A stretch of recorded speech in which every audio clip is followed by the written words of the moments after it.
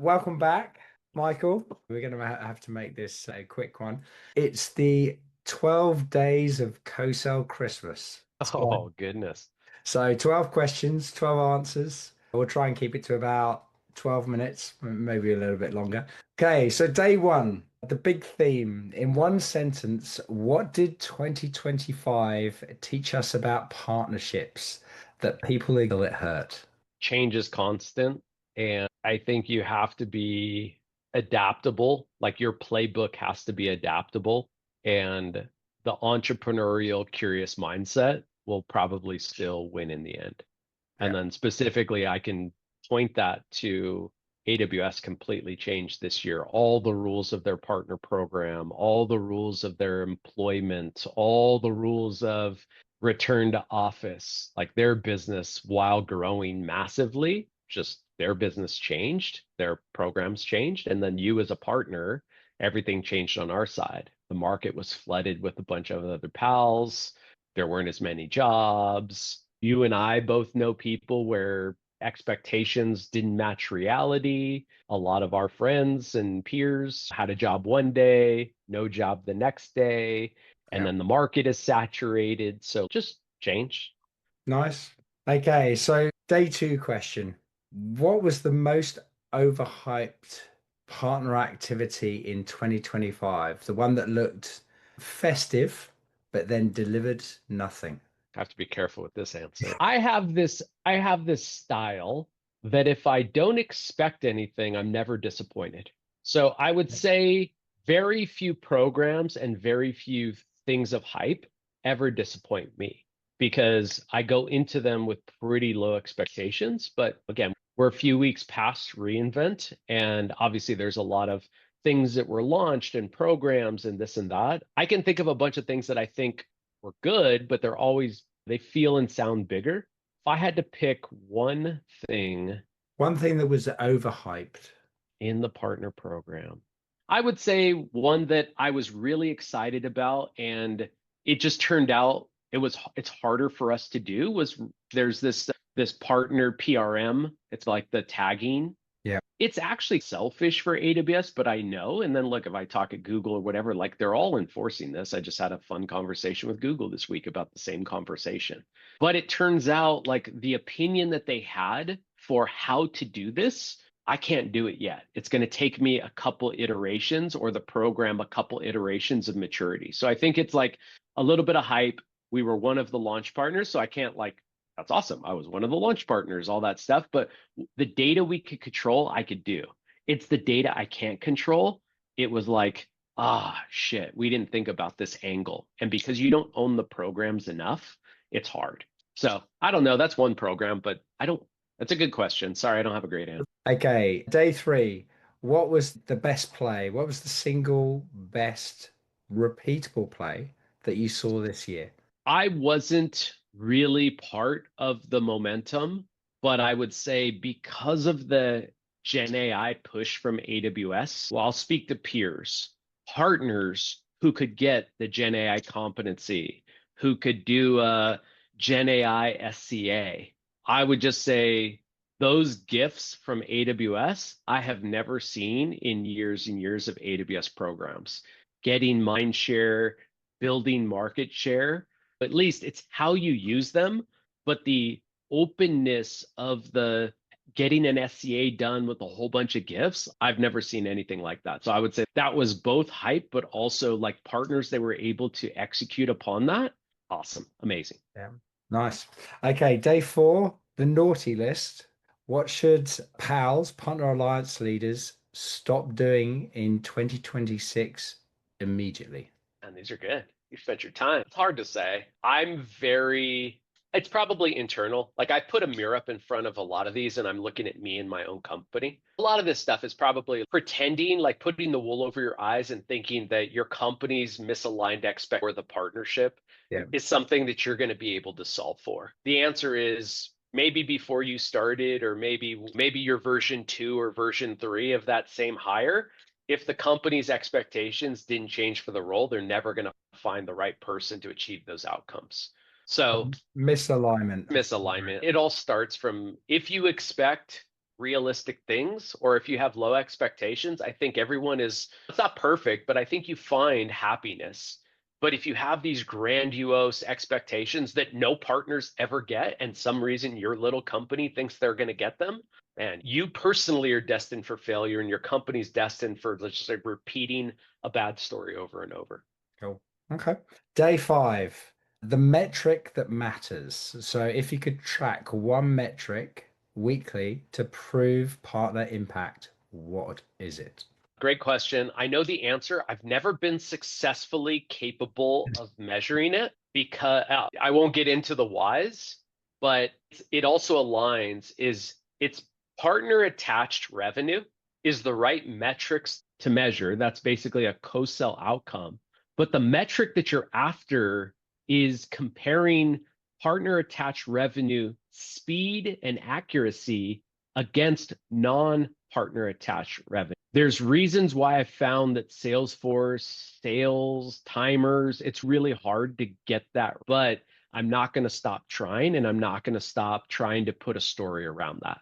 But I believe that co-sell is probably the most impactful thing that I can control, co-sell excellence. Mhm. And I do believe having AWS in the boat in some capacity, helping you paddle, is going to speed up deals or win more deals than without. But you have to measure that. Nice. Okay. Day 6, marketplace reality check. Finish this sentence. AWS Marketplace isn't broken. What's broken is. But I would say it was the why versus why not. Most companies and most sales teams look at marketplace as like, why should I do this? Or why should I ask these questions? And starting from the top, my goal was to change that mindset is like, why can't this go through the marketplace? So it's Okay. a why not versus a why. Perfect. Okay. So day 7, the private offer stocking stuffer. What is the number one private offer mistake that causes deals to stall? Is it pricing, packaging, process, customer instructions, something else?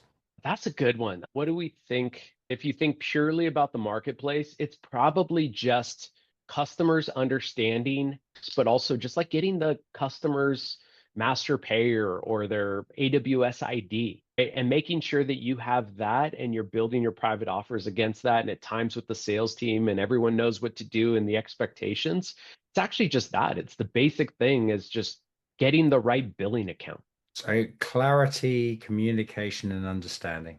It's all of RevOps, Cloud Ops, Deal Desk, Sales Pro. It's all just the dirty thing. It's like the machinery works. Offers are easy. They're easy to send. They're easy to get approval. They're easy to accept.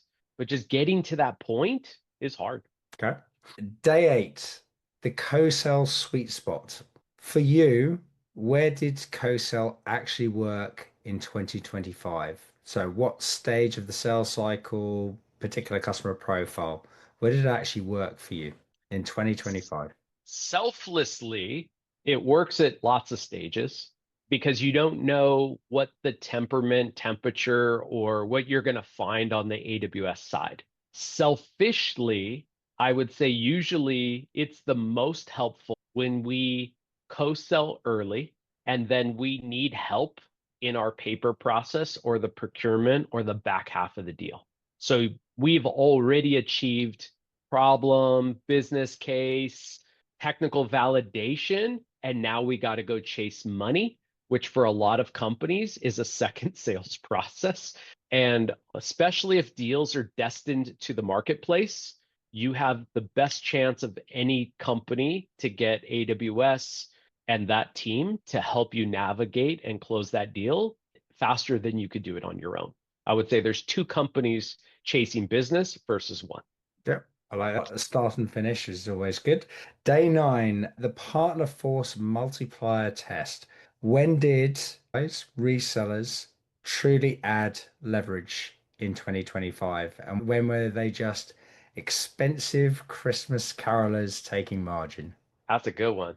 I don't expect magical gifts from the sky, but Just wait, s- you don't believe in Santa? I do believe in Santa. I watched Okay. Red One last night. It's a Good. fantastic Christmas movie. No, I would say Kong had several, but a couple's deals come to mind where it took time to develop, but that gift came from AWS. These were large companies, these were seven-figure deals for us, but it came out of a specialist team that saw the customer struggling with the technology that they were using and knew enough about Kong to think about us, to try to engage and help the customer. And then fast forward, that was earlier in the year, fast forward to today, it's a very large customer for us. They're happy, successful, innovating, and it makes for a great story that I can go back and celebrate and tell to other folks at AWS about where we've done it before, like a proof point. Okay. 3 more days to go. Day 10, the CFO and CEO line. Give me the blunt 20-second script to set expectations for a CEO, CFO on Marketplace. Oh, You yeah. got 20-second script. The reality is the CFO and CEO conversations are separate. Like, honestly, if I had them in the same room, you're speaking to two different audiences that care about similar things, but they care about you appeal to them differently. I was thinking at growth at a cost, and the CEO's thinking about growth at all costs, right? And market capture. So they are different. I always think of the selfish, right? I want us to look at marketplace selfishly. Marketplace has allowed us to sell into other countries in markets where we don't have entities. We've been able to split up flexible payments. A customer's more likely to pay their AWS bill than our bill. And so because of that, we just look at this as opportunistic of how this has helped us grow, expand, and enter new markets. Cool. Okay. Day 11, January the 1st. You unwrap your present. What would you want when you unwrap your present? What's that first 30 days look like in January? One new or sourced opportunity from AWS every day of the month because of all the giving we've done in the last few years. Love it. Love it. Let's just keep it at that. And then day 12, the do this Monday sort of summary, if you like. What's the 3 actions viewers should do in January to create the measurable pipeline by the end of Q1? The first is the natural. So for us, actually, January 31st is the end of our fiscal year. So there's a huge push to make sure that everything in our late stage pipeline is in ACE, right? If you can't see it, you can't measure it, you can't co-sell, and you can't celebrate it when you win it. The second thing is looking for partner gifted opportunities. We have an SCA, but there's things like POC credits. There's the end of the year, there's sometimes funds available to go accelerate deals. So I always think like it's all about deals. Yeah. So for us, January 31st isn't the start of the year. It's actually the most important end of Q4. So for some companies, it could be December. For us, it's January. So for me, it's all pipeline, co-sell, accelerating deals, POC credits, talking to the AWS reps. It all has to do with closing time. And then marketplace, paper process, and everything that I mentioned before. Those are the three. Nice. That was day 12. Yeah, we did it right on We time. did it. We did it right on time. Listen, good holidays. Oh, yeah. And yeah, we'll catch up after Christmas. Yeah, no, thanks. This was fun. Good answers as well. Take Have it a easy. happy holidays. Bye.